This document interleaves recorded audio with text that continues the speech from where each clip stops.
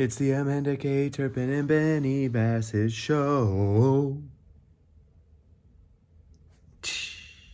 Hey guys, and gals, and people, and whoever you want to be. We are in Sweden, Stockholm, and catching up on some videos. And let's see, last time we spoke with you, we had just left Copenhagen, which we won't play favorites, but it was a very memorable few days there with a lot of different stuff. Because we did the roller coasters and we had a kind of mix mash of fun and some recommendations from people, and just kind of maybe because we just had a little more time. Imagine that. But we're going to tell you about where we went from Copenhagen, which is Oslo, Norway. And it was all I knew when we started this trip and when I started planning how long I'd like to be here meaning Europe, was that I really wanted to go to Scandinavia and I wanted to go to Norway and Sweden. And if we were going to do that, I really wanted to go to the fjords. So we had to kind of plan on working our way up there because it's not exactly close. And I didn't want to go to like some fjord, right? Just to say I went to a fjord. I wanted to go to one of the, UNESCO heritage, like the big boys. But more on that in an upcoming video. First, we went to Oslo for a couple days, and we traveled. Basically, there's a lot of mountains and a lot of land in Scandinavia, so I looked initially into doing trains, which is what we'd mostly done, but they were like 10 hours to get between cities, where it's like a 1 hour or 45-minute flight. So we flew from Copenhagen to Oslo. And then Amanda had previously looked into like lockers for gear. And since I didn't... Lockers, because we're traveling with a lot of baggage and it is quite cumbersome if you're museum hopping. I'm always trying to find places for us to store our stuff so we can go do fun things. Yeah. And a lot of airports will rent lockers for you. To you. Everything for a price. Yeah, always for a price. But it was a great idea because I was supposed to have a show just outside of Oslo, and unfortunately the day before they were like, what show? They like had someone quit or get fired, or I don't know what the heck happened. To be honest with you, to think that I went 2 months worth of shows and that was really the first major snafu was pretty impressive, but still a bummer. But it meant that we could check the guitar, the PA, microphone, all kind of cables, all the stuff I've been carrying on the trip, including the guitar that Amanda's been kind of backpacking with. Not kind of, she's been backpacking with it. We could check all that into one of these big lockers, and then we had free reign while we were up north. So one less bag to carry. One less bag and a bit less weight. So we were in Oslo. We do the first day. We just kind of we went for a walk. We had a hotel that was right by the train station. So came from the airport to the train station to our hotel was right there. Shout out Radisson Blue. And it was really beautiful because it overlooked we had a high up room, and you could overlook the bay or fjord, I guess essentially it is. But we walked to like the waterfront. We saw the Nobel. There's a Nobel Prize museum there and here. But when is the Nobel Peace Prize? And There you go, the Peace Prize. Yeah, gotcha. We saw the National Museum. We didn't go in at that point. We kind of went for a little walk, went to the City Hall. What else do we see over there? Oh, we went to the changing of the guard. So at the, you want to tell? Yeah. No, go ahead. Okay. At the Royal Palace, which is kind of up this hill, every day at 1:30. It was 1 or 1:30. 1:30. They have like a 20-30 minute ritual. I think in the military they probably call it something else, but you know what? I'm cool with that. Ritual is an umbrella term. Yeah, it's a routine. No, Claire's mom used to call them costumes. Everyone was in their costumes. Full military regalia and like very pomp and circumstance, some shouting, yelling, a little, they literally did like a do-si-do to change the guards. And it was really neat because they have a very unique uniform, like these big feathery, it felt very much hair. Like, was it real fur? Well, no, it's like horsehair. Like Yeah, that's what. Yeah, fur hair. Sorry. Like on the headpiece. Yeah, like it was very. It reminded me of like what a Napoleonic kind of French uniform. Those kind of like very showy military uniforms before they came all camo and drab and boring. Anyway, it's really neat. And we hadn't eaten, which is a theme of Scandinavia. On this portion of our trip, and maybe some of the earlier parts of the trip. I don't know if you could even limit that to Scandinavia. The overwhelming theme of this trip is we get really distracted by everything we want to do, and then we don't realize we're hungry until we're starving or ready to kill each other. Whoa! I haven't gotten to that level. I was going to say I haven't been there. No. Okay, maybe we're still alive. Yeah, it's the desire. That's the scary part. Not the action, because at that point I won't be scared anymore. Okay, so anyway, then we walked down and did all that. Okay, but did we go to the National Museum after that? Had some breakfast? We went to the National Museum. That was like 2:00 in the afternoon, so it wasn't breakfast. Well, but yeah, lunch. Yeah. Our first meal.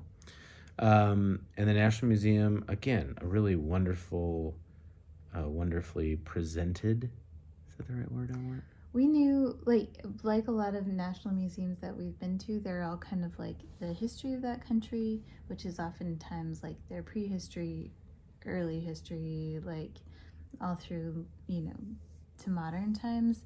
But we kind of knew that with the time that we had, we wanted to concentrate specifically on a very specific slice of their art department, because they have a really well-known painting called The Scream. The Scream. Edvard Munch. But it was a really large collection of Norwegian painters, and outside of the really famous Munch work, which there's a whole museum dedicated to his art. You probably remember than I do, but in his museum alone there are it was something like 26,000 pieces. Like 5-story building just dedicated. So and it's right on the waterfront next to the beautiful opera building. Like he got some prime real estate. It's like a very showy piece. It's cool to watch his style evolve. He kind of goes from like really realistic sort of still or everyday life to more kind of surreally impressionistic stuff. He's contemporary of all those other impressionist artists. But in addition to Munch, there are some really, really breathtaking Norwegian landscapes. And we were kind of remarking after the fact that all these Norwegian artists, either there's like a spark of like, oh, hey, I have a talent, or, their friends or family or peers are like, oh, you have a talent, you should go study where the experts are. So they go to Paris. Italy or France or whatever to study. And then these French or Italian artists that have been really honing their craft are kind of looking for their next inspiration. And they travel to places like Scandinavia or Norway because the landscape is so incredible. And there were some paintings, not only were they humongous, but they looked like photographs, like just really unbelievable. Like you walk in the room and it looks like a photograph gallery. And even when you walk up to it, I put it in my Instagram stories, like got really close to the painting. It didn't set an alarm off, just mind yourself. But like got really close and just panned over it because even the brushstrokes were hardly, I mean, it's really incredible. And to have it on that big and that scale, and, just feel like, I mentioned today when we were walking home, like, what did this place look like before there were a bunch of buildings and before it was all, improved upon? And that's the kind of what you're seeing and when these, paintings were done. And just really, I think one of my favorite ones was this like moonlit water scene where I was like, that's the moon. that's not a painting of the moon. You're there. And that's really incredible power of, I was going to say power of the pen, but whatever. Power of the brush. Brush. Whatever your medium is. But certainly, like, Norway is a place to study landscape for sure. It's just really something. It's like, having now gone and seen all that stuff after seeing the paintings, you're like, it makes you feel the same thing, even though you're not physically there, which is pretty incredible. After that, we took a walk back along the waterfront. There's interestingly a statue of Franklin Delano Roosevelt, which I never Googled why he's there. Yeah, we never figured out why, but he's chilling there. And he's right up next to the Castellet, which is like a former defensive castle right on the point before you get into Oslo. And we just kind of took a walk around. There's a big church. It's still, many of the buildings are still used for like military inscription, and folks that come sign up. Inscription sounds bad. It's like getting drafted or something. But folks that come and sign up for the military and running people through that process. And so there were still military guards and stuff and old cannons, and they were refurbishing some of it, but a really cool, interesting space to walk through. We walked back. We had some dinner. Shared a little That means pizza. Pizza. That's And then got back to our hotel and I grabbed those snacks. Had like these really fruit snacky things at the front desk. They were really good. Oh, they're candy. They're just like fruit snacks. They're just like check-in candy Fruit with snacks. like a candy bowl. They were fruit Oslosian fruit snacks. I was joking. They're not actually Norwegian candy. They're fruit snacks from Norway. Tell me I'm wrong. You're wrong. They're fruit-flavored snacks from Norway. Okay. But they're not some kind of special Norwegian. I didn't say any of that. I just said they're fruit snacks from Norway. Okay. That I like. That's Ben's favorite part about our Norwegian trip. Yeah. That we got to raid the check-in counter for candy. So good. Anyway, caught up on at least a video. I think that's where we did the last video. And then the next morning, we had kind of agreed we got like a city pass thing because we were going to go hit up a few museums. That's kind of been our takeaway also, was just like deciphering if a city pass, if we're like in a city for like a couple of days, if it makes sense to get like a 24 or 48 hour pass, because sometimes even though we're there for the length, only getting a day pass makes more sense. So yeah, it's not always a blanket. We talked about that with Amsterdam. Yeah. It was the same situation. Yeah, it's not always like, yes, go for it. It's kind of like evaluate your time and what you want to see. So there is a museum island just right around the corner from Oslo, and you take a little 10-15 minute boat ferry that was included in the pass, along with public transportation. And we went and got some coffee first. It was supposed to be a donut place, turned into just a coffee place. It's called My Ugly Baby. Yeah. Anyway, and then took a walk down the little main market street. That particular weekend, it was called My Oslo, or some kind of By City, yeah. But it was like a outdoor. All the normal shops on this main like shopping street put a lot of their wares and have sales out on the street, so it's just bustling from the equivalent of like Memorial Day sales and except out on the street. They like put good, and there was music, and it was hopping. It was cool because it brings all the folks downtown, which is always the way you want to kind of experience a city, because on work days and stuff it can be kind of you don't get the same feel as when downtown's really alive, and that was neat. Anyway, then we went to take the ferry, and over on Museum Island there is a Norwegian Museum of Cultural History, which is an outdoor or open air museum where they have picked up buildings from all over the country and like move them onto this property. They'll like, as you move into each area, they'll show you what region of the country they're from, tell you about that region, and then tell you what these particular buildings were used for, whether it's housing or for cows or for storage. And so you see a lot of different styles of homes, and some of them included stories from like the families who lived there, or there was even a Norwegian or Viking, depending on where you are, I guess, but churches are really unique. They're kind of part pagoda, part Luther. I don't know. They're just really unique looking. There's nothing really quite like them. Yeah. Somebody we were kind of talking to in passing, it might have even been our concierge, but because of just that historically that Norway was sort of isolated, they weren't influenced by the same sort of decorative styles with their religious stylings. Yeah. So they really have like a unique look to their churches. Beautiful. And even like They're a little dark too. That's what I kind of like. Yeah, they're spooky. They And are they've a got, little bit. lots of, everything we looked at. My favorite thing walking about that church, aside from just how beautiful it was walking inside of it, the smell of it. It smelled just like really beautiful, like rich, damp wood. I know it sounds kind of weird, but even like the Like sea wood. That's what I'm going with. yeah, or just like even if you like walk into like a cedar closet, Yes. just like or like That's a, really dry or wood. like a humidifier room in a guitar center. We don't shop there.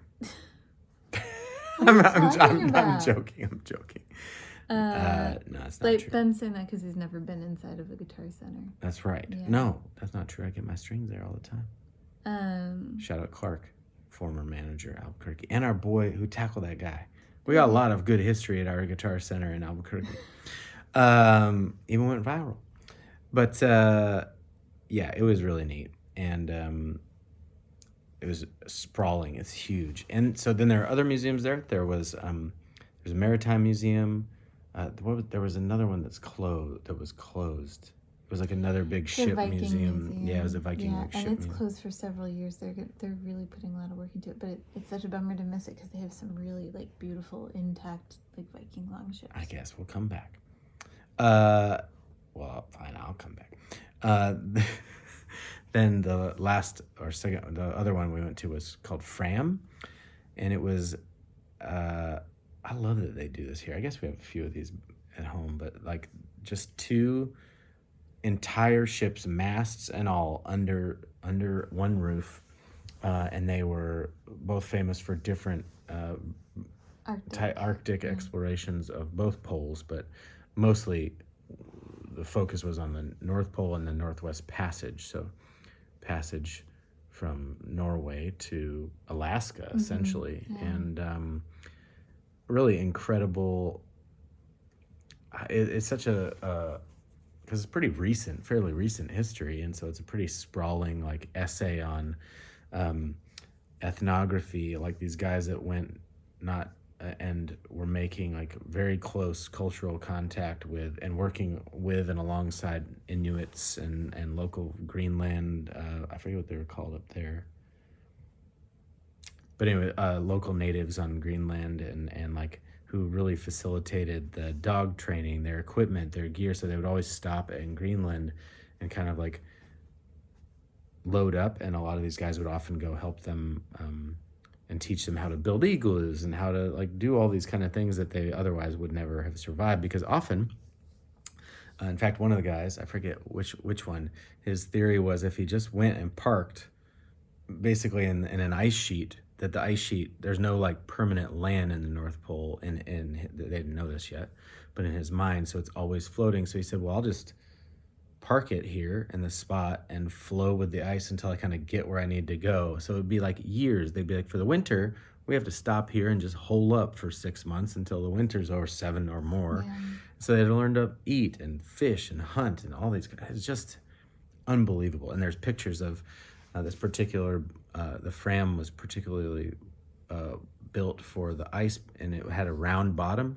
So like because the biggest problem is when boats are in the ice, they would get crunched as the ice kind of froze around it. And so this boat had a round bottom, so as the ice pushed it, it would just kind of like push the boat up out of the water. So there's just these images of this frozen ship just like chilling up above the water level. It was really, really kind of incredible to see. And there, that one of the treks had like a photographer that just took a ton of really amazing photos of the dogs, of the sleds, of like everything. And these, even the display has all these stories and is really beautiful, like old photography. And then there'd be a story like, we were attacked by a black bear or a polar bear today. And you're like, wait, where's the pictures of that?